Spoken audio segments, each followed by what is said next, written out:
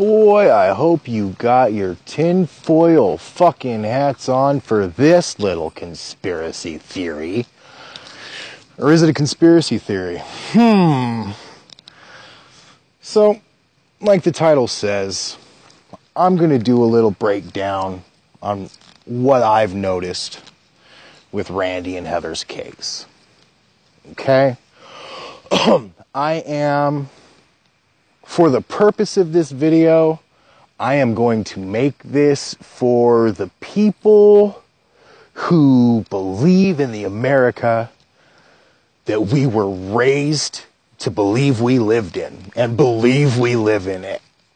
Okay? I'm talking to those people. So if you expect me to throw out some really huge bombs, they're not coming. I'm trying to do this as simple and possible as I can to try and show the people who are just trying to get some knowledge exactly what is going on. Okay?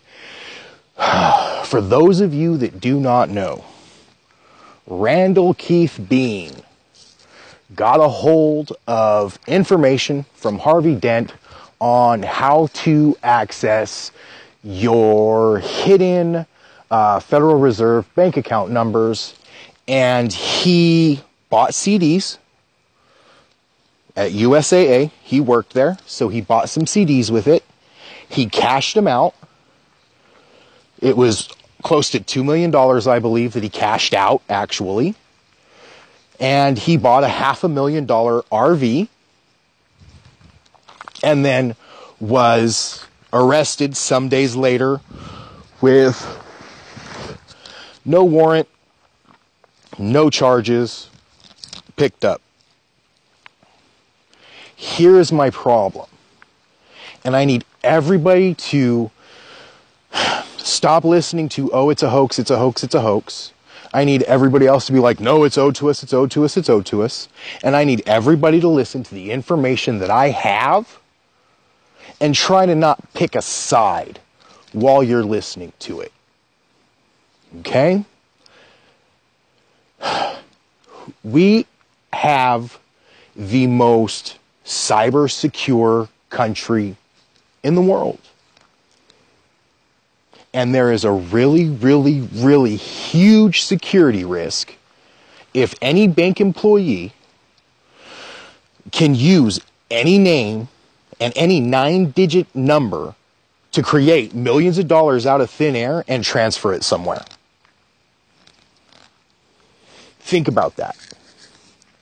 If the accounts do not exist, if the accounts are not real, then just by putting in any name and any 9-digit number in the account space, you could have potentially created millions of dollars out of thin air, like Randy allegedly did.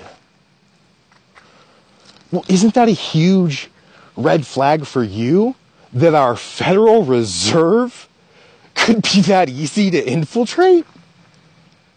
Doesn't that bother you? Doesn't it bother you that a person who was basically allegedly fell victim to a scam was able to get $2 million because he fell victim to a scam?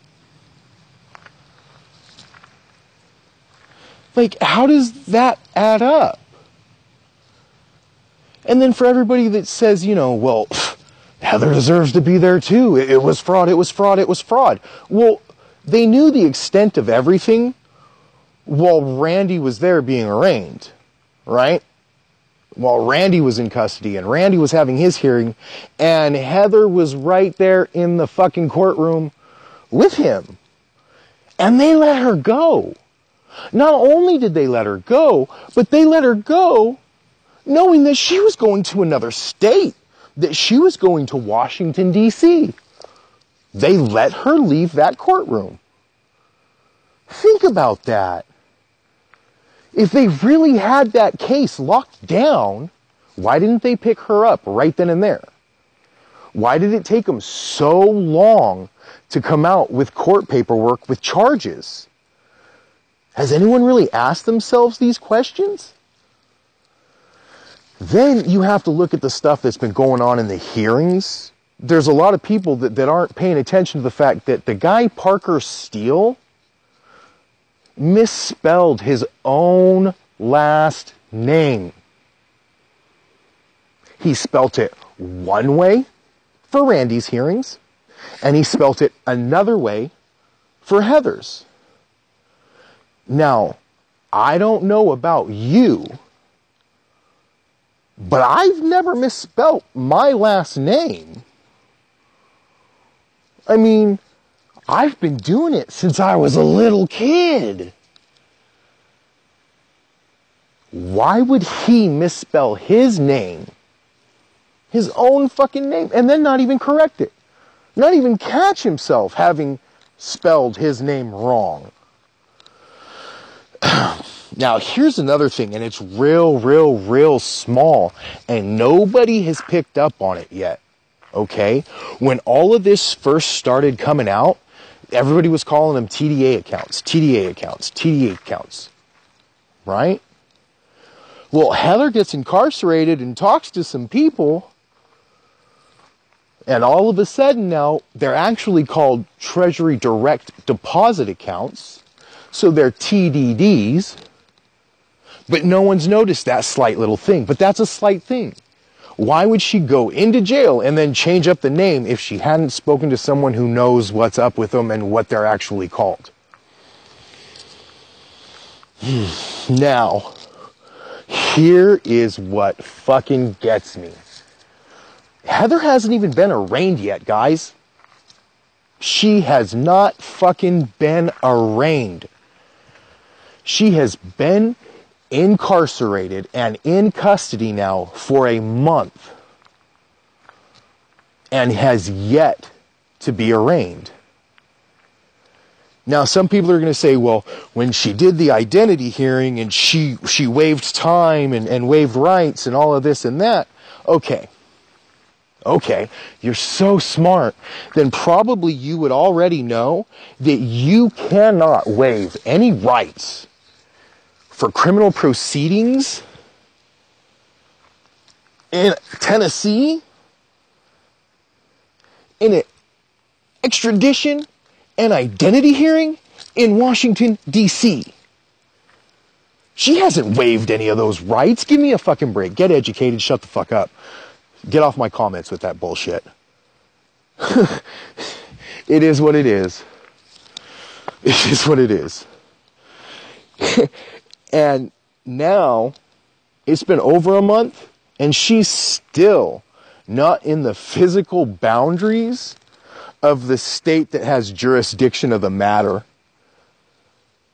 In fact, they have passed it up twice, transporting her. They took her from Virginia all the way to Oklahoma, bypassing Tennessee. And then they went from Oklahoma to Georgia. Once again, bypassing Tennessee. Why do you think they're keeping her out of the state that has jurisdiction of the matter? Why do you think they're preventing this from going into court and getting done? Because they're hoping you are going to listen to all of those fucking lame-ass drone bitches that have no fucking clue what's going on, have no idea that there's an account in their fucking name and that they are legally a fucking slave on paper and in reality. And they're going to tell you, oh, no, you're fucking crazy. Am I crazy? Because you're the one claiming to be a fucking Christian and you've never even read the Bible. I've read what's on my birth certificate, you son of a bitch. How about you? Oh, no, you haven't. Probably some big words on there you don't understand, like date of birth. That's probably way past your fucking shit unless someone tells you what it means. So, Are you guys seeing this shit? The accounts are real.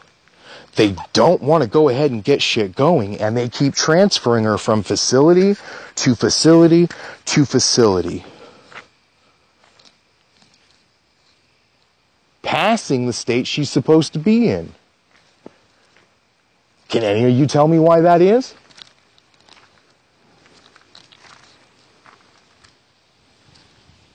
Nobody? Can anyone tell me why she's been locked up for 30 fucking days? Why we've let an American citizen be incarcerated for 30 days without being fucking arraigned? Can you tell me why we've allowed a citizen to get railroaded in court while we all listened to her constitutional rights get fucking taken away? Some of us heard the audio. Some of us have read the transcripts. All of us are sitting there watching this woman's constitutional rights be deprived of her. And, you know, we're just like, fuck it. You know what? She's probably a fraud-ass criminal. She doesn't have any rights. Is that how we're doing shit? We're going by program now? Oh yeah, that's definitely program. Think about it. All your favorite cop shows, all your favorite fucking heroes break every fucking rule to bring down the bad guy, and you're okay with it. You've been programmed that, oh, it's all right. As long as they're getting bad people, they can do whatever the fuck they want. They don't have rights. And that's what's happening to Heather. And if this movement slows down, if you guys give up hope, if you guys stop sharing these videos, if you guys stop telling people about them, then they are going to railroad her because no one's going to be watching.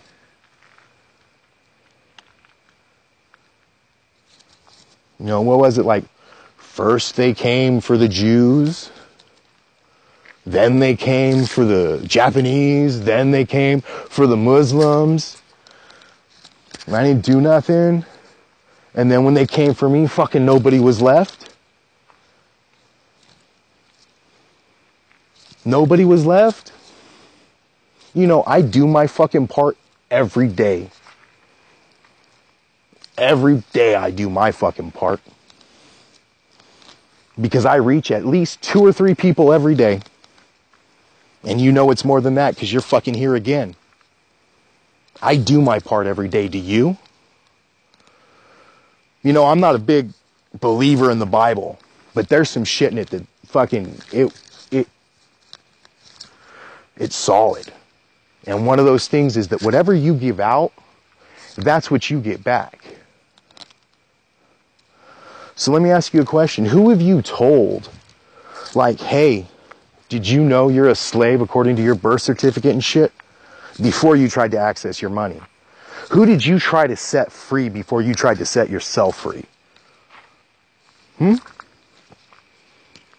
Selfish fucks. Yeah. You know, I was doing videos for over a week before I tried to fucking buy anything on Amazon. Yeah. I tried to reach as many people as I could before I tried to do that shit. Because I believe in paying it forward. And right now, if you're listening to this and you're not telling somebody, hey, you need to go sign Mike O'Brien's petition to get Randy and Heather out of jail, you're not doing shit. You're not doing shit for the movement.